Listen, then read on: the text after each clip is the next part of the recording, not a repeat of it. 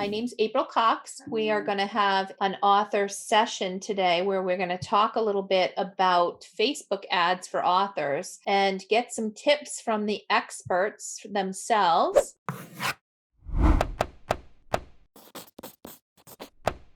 We have fantastic speakers here today, Richard Conduit and Robert Kurtrcz. These two gentlemen are from GC Digital. Richard is a seven-figure sales master who's grown his company to become one of the most respected and recognized digital marketing agencies in the world. And he has recently launched Aon Software, an innovative software development company that focuses on high-end integrated solutions.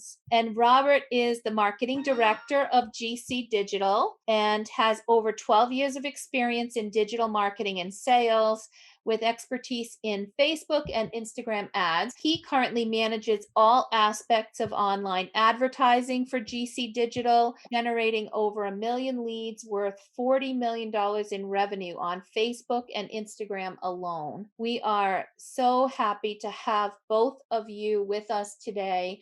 Thank you for joining us on this very busy day. Thank you, gentlemen, so much. Thank you, April. Hi, everyone. Hope you're having a great day. It's been a long one over here for me, but we're going to go through some really interesting things today. This is such a massive topic. There's only so much we can get done in a certain amount of time. We're going to go over, a very high-level view so that you'll be able to run some ads for yourselves without making basic mistakes that will cost you money that most people do. If you have done Facebook ads before, if you want more information or anything else, obviously you can always, we'll tell you how to contact us afterwards, or you can obviously contact April, but it is a big topic. Doing the basics and everything is really important, especially recently with Facebook's very, nervous, and you really do have to abide by the policies. So otherwise you'll just get yourself in trouble, and you don't want to do that. So abiding by the rules and the procedures and the policies that Facebook have in place is really, really important. And so what we'll do today is we'll run through, how to target audiences and set up an ad and what kind of ad you should be running. Most of the money is lost because people don't know what to do when they go wrong. What you need to prepare yourself for is that ads will go wrong. Over the course of running your ads, you're going to run lots and lots and lots of ads, and essentially all you're doing is testing to see, which ones are working, and you're stopping the ones that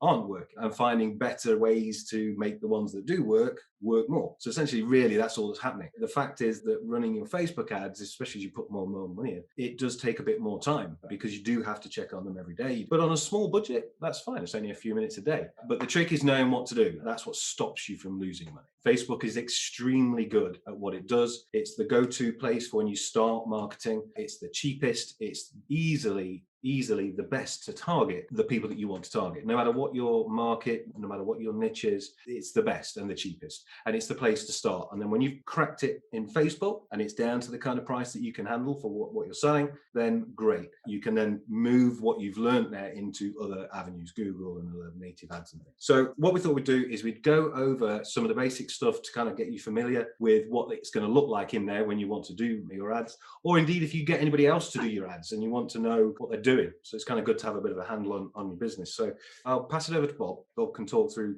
the basic do's and don'ts of what you should be looking at. So this is inside of the ads manager. So when you're running Facebook ads, this is where you'll go and this is what you'll see. On a very high level, basically your advertising is broke up into 3 sections. You have your campaigns, and inside the campaigns, you'll have what they call ad sets. These ad sets are your audiences and your targeting. And then inside of every audience that you're trying to target, you'll have your ads. So think of these as cascading. You'll start with campaigns. I think there's 2 things that are pretty important initially when you're running ads, especially for authors, is there's a lot of objectives here. They usually refer to these like top of funnel, middle of funnel, bottom of funnel. And they all have their purpose in marketing, but really for authors, you're going to want to use 2 objectives. And that's the traffic objective or the conversions objective. So what's the difference? How do you know when to use one or the other? So if you're trying to drive people, you're trying to drive traffic to your Amazon product page, then you're going to want to use traffic. And the reason that you have to do that is because you can't have any tracking code on Amazon. As you guys probably already know, they're very protective of, they're really their customers. Even though it's people buying your books off of Amazon, they're very protective of the fact that those are their customers. You would use the traffic objective there. Now, if you have a website, you'll want to use the conversions objective. And you'll hear me say this over and over again. You'll see a lot of stuff, even if you go to YouTube videos or you talk to some of the gurus in the groups online, and you get into all these nitty-gritty details. And the truth is, nobody knows better than Facebook. Facebook's the largest data company in the world. They have more information on everybody than even Google does. So we'll trust Facebook to make some of the decisions for us as we go through this process. So those are the two objectives inside of there. And when you do that, that will create a campaign. As you walk through these steps, you will just go down and answer the questions. So you'll give your campaign a name. You can name it whatever you'd like. As you come down here, there's a thing called campaign budget optimization. Now you'll want to turn this on. Basically, it says where you want your budget set at for your campaign, and you can set it at the very high level of the campaign, or there's an ad set level at the audience level. Some people in different types of marketing, depending on what niche you're in, there's a reason to do the ad set budgets because you might want to test a certain amount of dollars towards a certain audience. But that's really when you get into like higher ad spends, which I don't think you guys will be doing that high of ad spends as authors. So as soon as you tick this little tick box, this is your budget. And you have two options and both are perfectly acceptable. You can do a daily budget in which you say, I want to spend $5 a day, $10 a day, $20 a day. You can also do a lifetime budget. So you could tell Facebook, all I want to spend is $200 on ads, and I'd like to do that over the next 2 weeks or the next 4 weeks, whatever you choose. So you can set that here. Initially, you want to start out with lowest cost. So again, this is going to go back to a common theme. We don't know better than Facebook. Even me with all my years of experience and ad spend under my belt, I don't know initially. When you see that your costs come in, you can put a bid cap on. So for example, let's say you're driving traffic to your product page on Amazon and you tell Facebook to get the lowest cost and you're working with a finite budget and you see that it's starting to come in at a certain cost. Let's say it's coming at 10 cents per person that clicks through to Amazon. What you can do then is go to the caps. So you can go to the cost cap or you can go to the bid cap. And basically what you'll do is you'll set an amount that you won't pay more than for someone to go to your Amazon product page. Sounds like you want to give it a little bit of time first to see where it ends up before you set that bid cap. That's right. You always set it lower. So if you're getting people to your product page for 10 cents, for example, I would turn around and set it at 5 cents. So everything in Facebook works in an auction. So everybody who's submitting ads, they're all going into this auction to bid on groups of 1,000 people basically inside of your audience. There's a lot of ways to win the auction. Facebook isn't fully clear about it. You know, it has a little bit to do with how good your ads are, your creative, your images. It also has to do with the size of your audience. There's a lot of factors at play in there. But basically, you can start lowering that with your bid cap to reduce your costs. When you know you're bidding too low, as your ads will stop.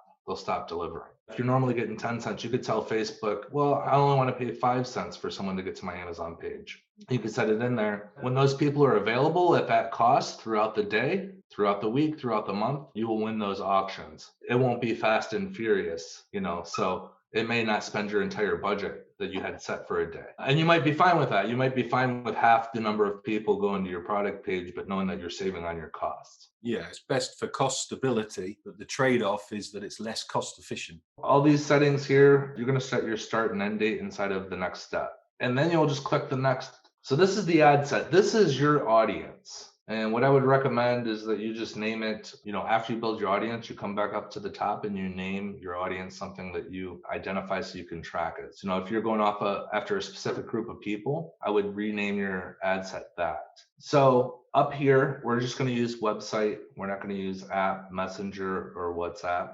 List dynamic creative, you don't want to utilize that initially. That's a more advanced strategy. Offer, we won't use those either. This is where you can set your start date and your end date. So even if you did a daily budget or if you do a lifetime budget, this is where you'll say, I only want to run ads, for example, to the end of the month. So if you do a lifetime budget, your spend will vary. So let's say you said $200 lifetime budget. It might spend $1 today, it might spend $10 tomorrow. Facebook is going to go out and find when it thinks the people that are perfect for you and are actually going to do the action that you told Facebook to do, either go to your website or go to Amazon. And that's when it's going to spend the most. So it's going to test a little bit the first couple of days, but it may spend what you're going to spend in a day between 5 and 7 p.m. because that's when your target audience is on Facebook. If you set your daily spend, Facebook's going to spend that every day. It's a more consistent flow of people going to your website or to your product page than the lifetime budget.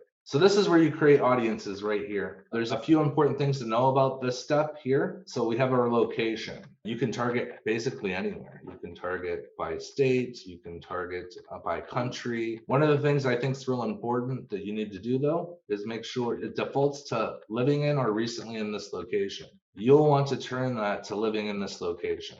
You wouldn't think there's that many people visiting the United States necessarily, but you don't necessarily want to be showing people ads in other countries unless they're in your ideal audience. I always switch this to living in this location. Right here, you can set your age range. So if you have a book that targets grandparents, you could change it to only 65 plus. There's a lot of options in here. Sometimes you can narrow this down based on the other things that you do. So if you're targeting, for example, parents of preschoolers, you can actually leave this open because it's going to find only parents of preschoolers. Now you might want an older demographic. You might want parents that are at least 30 years old because you've identified that that's sort of your target market. Then you should adjust this. But if you're just targeting certain age groups of parents, then you can leave this wide open and it will narrow it down based on those parents that have children in those age groups. And I'm going to show you how to identify those in here. So genders, you can select male or female or all. You'll know best based on your demographic of who's buying your books. And this is where it can get real interesting here. So this is where you can narrow down your audience. Now, one of the things that's real important is you see this little dial over here.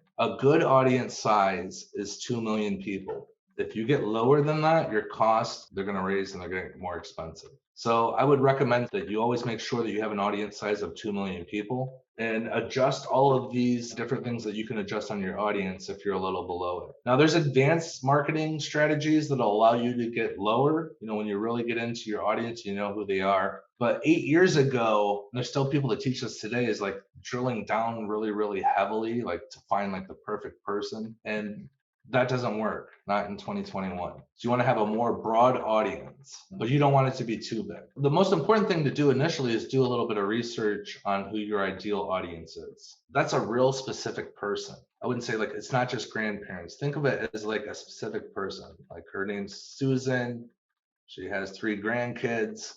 You know, she shops at this store. Like really do a lot of research and figure out who your ideal avatar is. What we call it in the marketing world, because there's a lot of things that you can target on Facebook. You can target things that may not seem relevant to people that read books, but certain magazines, certain celebrities that they follow. There's a lot of different things that you can target. Really good things I like inside of here is if you start with one interest. So I'm going to start with this Random House children's books. This suggestion button here will work wonders for you. So if you hit that, it's going to give you a bunch of different Facebook options that relate to that initial interest that you put in there. They won't always seem relevant, but you can look through and you can see that there's an interest that has 530,000 people in it that's books for kids. Now these numbers are worldwide, so your audience isn't going to grow by 530,000 people. But you can see there's a lot of different interests in here, and I'll even get into parents with toddlers, new parents, parents with preteens. So Facebook knows that these interests are sort of related to this interest that you're targeting. So if you know that you're trying to reach new parents, you can add them in and just click in, and it will update these suggestions based on all the interests that you have in there. Now, not everything's targetable on Facebook, but there's a lot. So you have to sort of trial and error. If you know a certain website, if you're trying to reach people with college educations, there's really the gamut of what you can target on Facebook. It's quite expensive. If you want to browse through and see the different things you can target, you can hit this browse here and you can see the demographics. You can target by education, financial, life events, anniversaries, birthdays, relationship status, all the different age groups of parents, their work status, and then you get into interest. And then there's some that you won't even see listed in here. So it's good to do a little bit of research about what you think. Maybe there's other authors that are very popular that are sort of in your vertical and niche, and they may be targetable on Facebook if they have a large following. That's a really good technique, is to target other people that are national best-selling authors. Those are the people that you would want to read your book. And then down here, there is a detailed targeting expansion. Do not check this box. Now, this is the one thing that I do not recommend in Facebook. This tells Facebook that they're going to go beyond what you told them they're going to test outside of your interest. And as you can see, look at how big the audience grew to. That's essentially everybody. So just make sure that this is deselected. The other thing I would be cautious of here is languages. So you don't want to go to all languages unless your book's in all languages. I mean, if you're doing English, do English all. I didn't understand this until I met Richard, but there's a difference between English in the US and English in the UK. But we always select English all, and that's the best option there. And then after you do all of this, if you want to save this audience, you can save it and give it a name. And then when you go create ads in the future, that audience will be there. And when you come in right here, you'll find that audience. Whatever you named it, it will pop up here and you can just select it. So you don't have to create these audiences all the time. These campaigns at the top level, when you go to create a campaign, these brand awareness and reach campaigns are the absolute cheapest. They're not conversions. This is what Coca-Cola uses. This is what Dell computers use, major brands, just to stay in front of people all the time.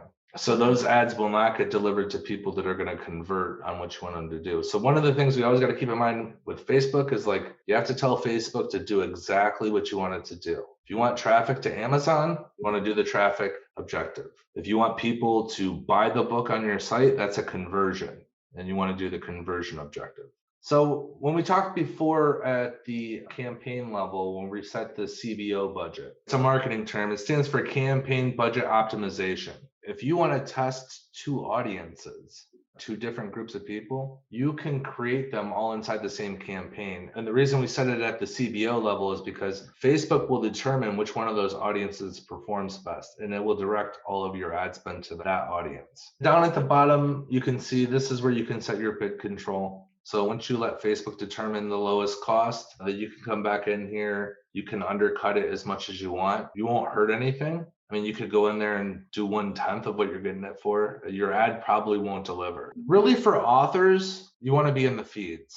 It's worth testing too at some points, but my experience with authors, you're going to want to be in the feeds. So the audience network, you're not going to want to be there. Some people do Messenger, but I wouldn't recommend it. I would just do in the feeds. So you can choose to just do Facebook, or you can do Facebook and Instagram. I would not do Instagram unless you feel very confident about the creative images you have. As you guys know, Instagram is all about the creative. Not about the copy, it's about how visual your image is on your ads. So if you feel like you have really good, strong images that people are going to stop and look at on Instagram, you could go to both. I would not do stories, the in-stream videos, any of those. So you just go down and deselect all these. And this is perfect for low spend strategies. When you get to high spend strategies, we often do all placements. You can't test too many things at once. So you can imagine we're going to be testing like audiences and a few ads. And then if you throw placements in there with a low budget, you're almost working against yourself. But if you have a high budget campaign, all placements is great, because eventually Facebook will determine which placement performs the best for you, whether it's Instagram, Facebook,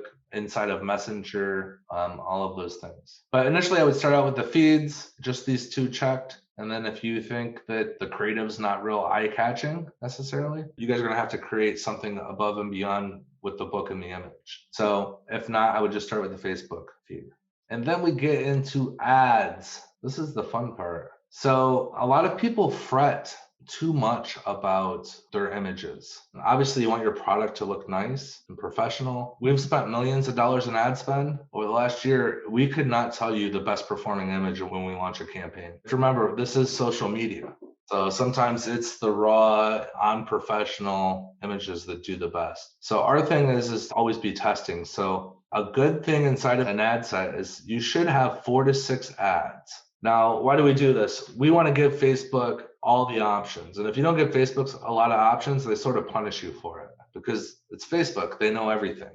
So if you give them a small audience where they don't get to move around and try to find the right people, and you only give them one ad where they don't get to go around and test things, you're going to pay extremely high costs for your ads. I don't care how good the ad is, your costs are going to go up. We launch those with usually 4 to 6 ads. It just has to be a variation. I'll let you guys in on an inside trick that we've done before. Sometimes we took the same ad and we just duplicated it identically. Like if you're stuck and you can't come up with more creative or more images for ads, just duplicate them until you get to that 4 to 6. The interesting thing you'll find is that even if you had 4 identical ads in there, one of them will crush it and the other 3 won't, even though they're all identical. But it's about giving Facebook options. You're giving the algorithm options. You give them a large audience so they can go test here, go test there. Facebook wants to show you how smart it is. But we've seen it time and time again where if we duplicated ads, one would outperform the rest of them. And that is really it. This is pretty self-explanatory. When you come here, this will be your Facebook page that you create.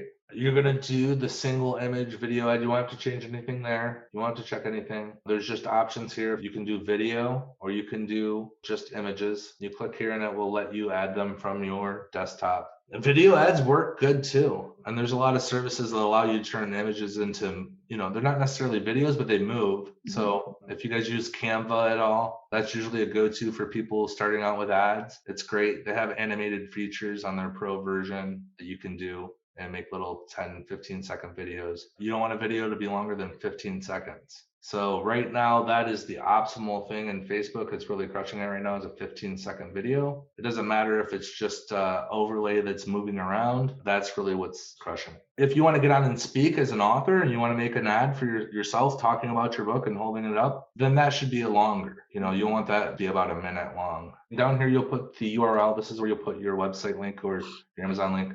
There's something that you must know about this. This cannot be a redirect URL. So if you're going to put the URL in, put the destination product page URL. Do not use the shortened link that redirects. The Facebook hates the redirecting. They've really been cracking down on it, especially the last 6 months. And the reason for this is the scammers in the world who are halfway across the globe that are ripping people off. Basically, they were using redirect links to get an ad approved by Facebook, which is a legitimate website, and then they would change the redirect to go to another. I had a friend of mine who bought a pool for his kids. Thought he got the best deal on this pool, and it turned out to be like a little 2-foot by 2-foot pool when it finally showed up. So he was a victim of the redirects. So that's what they do. They get them approved by legitimate pages, and then they redirect them after the Facebook ad gets approved. So don't do that. So I would just make sure that whatever URL you put in here matches what you see when you actually go to the page. It's important as well about the page that you're sending it to. So make sure that you have a privacy policy on the page that they're going to.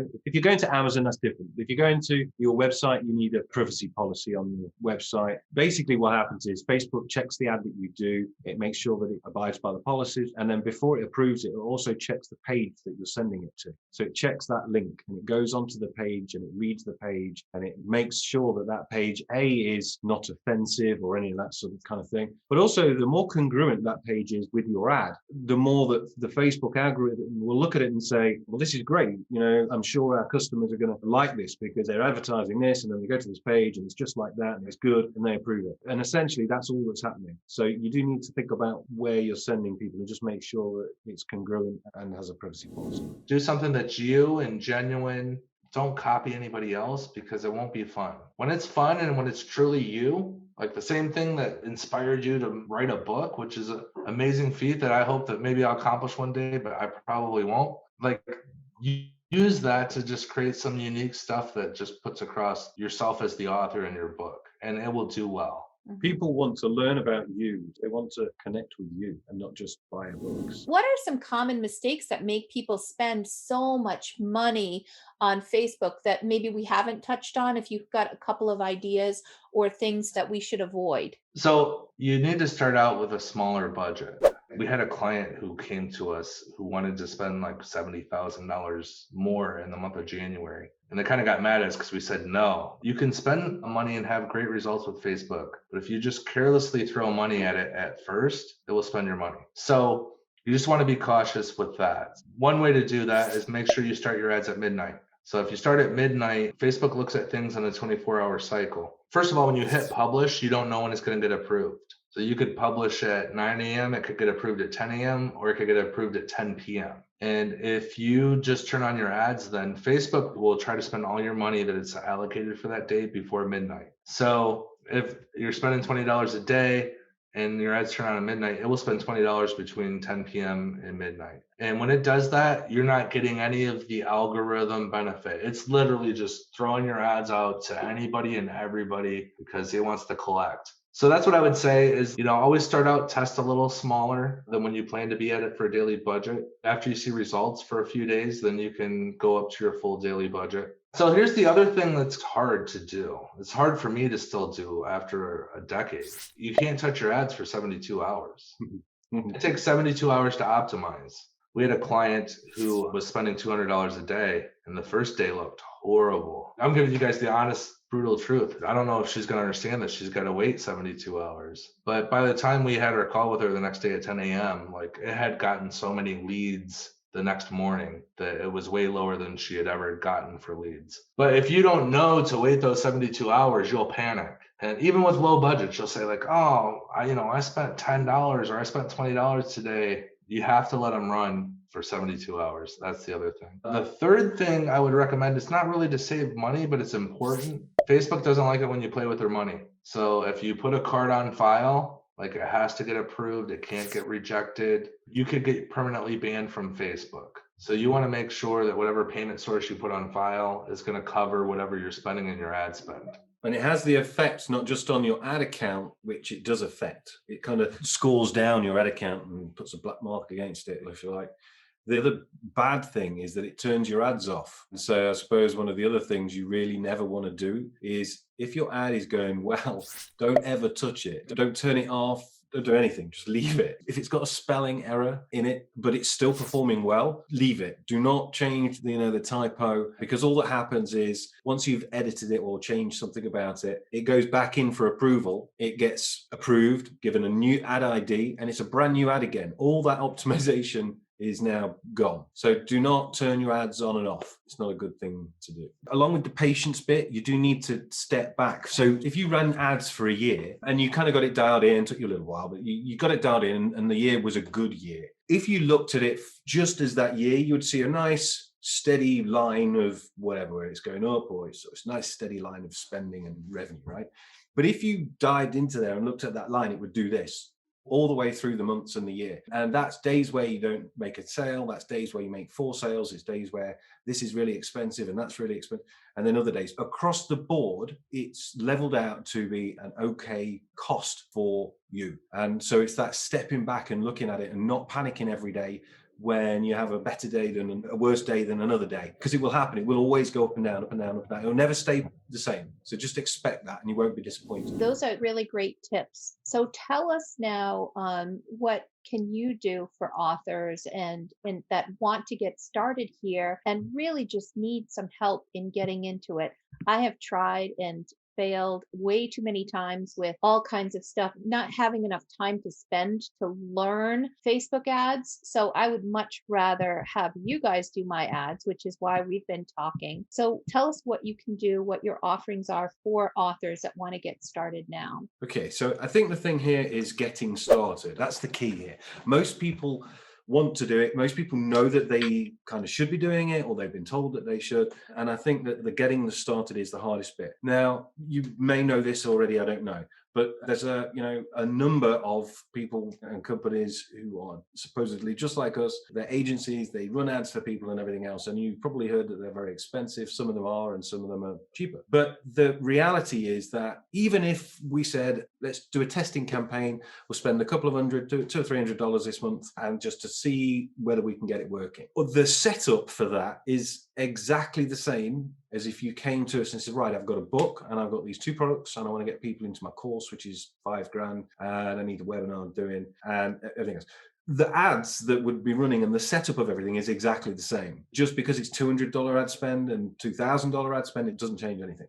So the difficulty is that people like us, companies like us, struggle to be able to afford, basically, to say to people that, okay, we can do something for you. And when somebody is only sort of got, $200 or $300 to actually spend to pay us to do it, that's a very difficult thing. So what we decided to do was to do an offer for any of the people that allows them to get started. What everybody needs to understand is everybody's different. Everybody has different wants and needs. What we decided to do was set up a link where we allocated 30. If you feel like you need this, then great. You can have a chat and we'll get something sorted out for you. To be honest, don't think this isn't something that you can't do, because once you get it going, it shouldn't be a cost. None of this should be a cost. It's only a cost whilst you're getting it going. So what we decided to do was we said, okay, we're happy to do like a get started setup for anybody that's interested. The first step of this is to get on a call so we can speak privately about what it is that you have. Everybody's going to be at different stages. And so they can have a private call and go through exactly what they need, what they want. And we will be very, very honest about all of it. Now, those packages are extremely low. But again, we'll need to discuss it with individual people. They start from $500, but we need to talk to people. There's a lot that can be done for a very small amount, and all of that headache, all of that pressure, all of that nightmare of dealing with Facebook, you don't actually really need to. It does take a long time to learn this sort of stuff, and there's a lot of people out there who may well watch this one day. Essentially, it's just marketing. It can be done, but it has to be approached in the right manner. And so if anybody does want to have a call with us to go through what they have and what they were thinking, or whether they think we've got any good ideas, that's fine. We do other things as well. You may be happy running your own ads, and you may just want us to do an audit of your account. We do that as well, just to make sure that you are within all the guidelines and the policies, and it's all verified and all that sort of stuff, because these things change all the time from week to week. So we do all those sorts of things as well. There will be something, I'm sure, that if you've got questions, we'll be happy to answer them, obviously, on the call. I know it was really helpful for me just to have that brainstorming session with you guys, and to have you to talk about what my needs were, get some ideas. I mean, I got ideas just from having that conversation one-on-one with you guys, and it got me thinking. And my conclusion was, I really don't want to be doing this. I don't have the time. I really need somebody to just do it for me. And I know, I have to take a deep breath and say, you know what, I'm going to put this much money aside, and I'm going to give it a try and see what happens. Because all of this testing is really important. And I've never really delved into Facebook ads. So this for me is a great way to test and see whether it can improve my sales and help raise the level for my company. So I'm loving the fact that I don't even have to think about it. With these guys, you'll get a lot of value just from that time that they spend, and they're very generous with their feedback and with the advice. So I loved that. There's no cost for the call, Tyler. Yeah, absolutely no cost. The thing with this is that you got to be honest. Again, you keep saying these things, but you're right. I've got to earmark this money and I'm going to give it a try. Being really wishy-washy about something and not really knowing what you're doing and hoping for the best.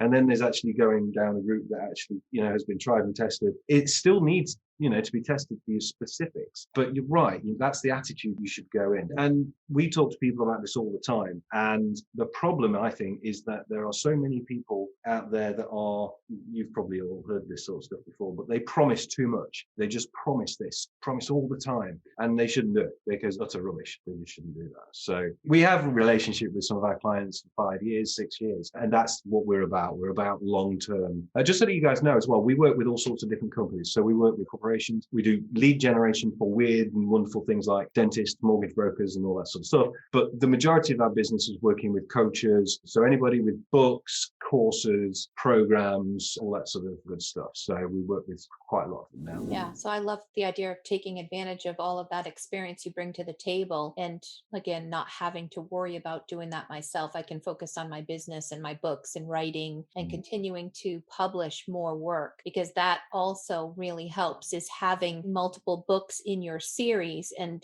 if you have to acquire a customer, but they're going to purchase other books based on purchasing behavior, that read through really helps lower the cost of acquisition, because you're able to see more than just the purchase of one book. So anytime you guys can focus on continuing to build a series or, a bunch of books, that magic number is typically 5 to get started. So, work on that, on getting that line of books. And if you've got 5 books or more, this is a great option for you, because Amazon's not always working correctly. I think you should try everything. I'm all for experimenting. And so when I met with these guys and kind of went through as a coach and as a consultant and a mentor, I was their target, and folks that they've worked with with very successfully. And I challenge them to come up with a way for my authors to have that same benefit. So I think this will be an exciting opportunity just to see what we can do for children's book authors. And thank you guys. I really appreciate you staying up late with us. And I look forward to our next visit together where we can get started on my stuff. So thank you again for all of this time with us. And no worries. Thanks for having us. I hope everybody has a fantastic evening. Yes, you too. Thanks so Thanks, much. everybody. It was great to see you all. Thanks a lot. Hopefully see you again. Bye.